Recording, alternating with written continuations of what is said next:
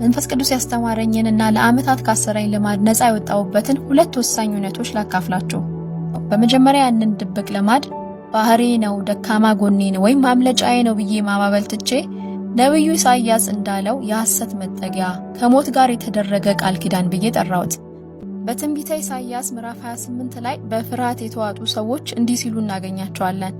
ከሞት ጋር ቃል ኪዳን አድርገናል፣ ሐሰትንም መጠጊያችን አድርገናል።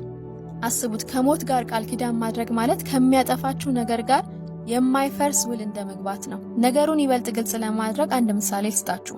መንገድ ላይ የሄዳችሁ ኃይለኛ ዝናብ ዘነበ እንበል። ለመጠለል ብላችሁ ወደ አንድ ህንጻ ሮጣችሁ ገባችሁ። አሁን ሰላም አገኘው ብላችሁ ተነፈሳችሁ። ሱስም ልክ እንደዚሁ ነው፣ ለጊዜው እፎይታና ማደንዘዣ ይሰጣል። ግን ትልቁ ስህተት እዚህ ጋር ነው። ያ የገባችሁበት ህንጻ ቤት ሳይሆን መቃብር ቢሆንስ? አዎ፣ ከዝናቡ ይከልላችኋል፣ ብርሃኑን ግን ይከለክላችኋል። ከስቃዩ ይሰውራችኋል፣ ነገር ግን በጨለማ ውስጥ አሽጎ ያስቀራችኋል። ነብዩ ኢሳይያስ የሐሰት መጠጊያ የሚለው ልክ ይህንን ነው፣ በድብቅ እየገደላችሁ ባለ ነገር ውስጥ መሸሸግ። ታዋቂው ቴዎሎጂያን ጆን ኦዌንስ ሲያስጠነቅቅ ኃጢአትን ግደለው ካልሆነ ግን እሱ ይገድልሃል ይላል። ስለዚህ ልማዴን ማባበል አቁሜ እየገደለኝ ያለ ጣዖት መሆኑን ለልቤ ደጋግሜ መንገር ጀመርኩ።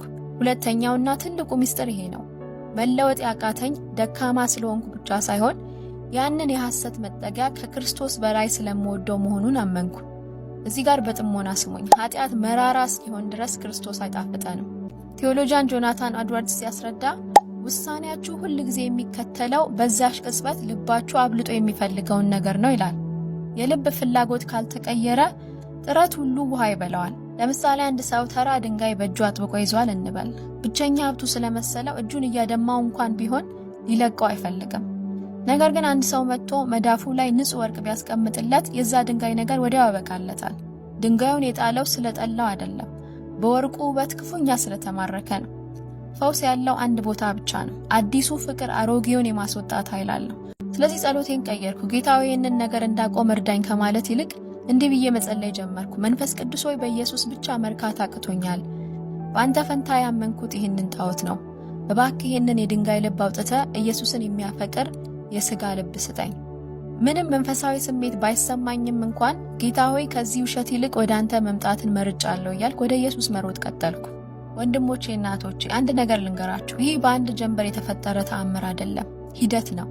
ነፃነት በአንድ ቀን እንደምንወስደው ዋንጫ ሳይሆን እግዚአብሔር በጊዜ ሂደት እንደሚያለመልመው የአትክልት ስፍራ ነው። ግን በጊዜ ሂደት አንድ አስገራሚ ነገር ተፈጠረ።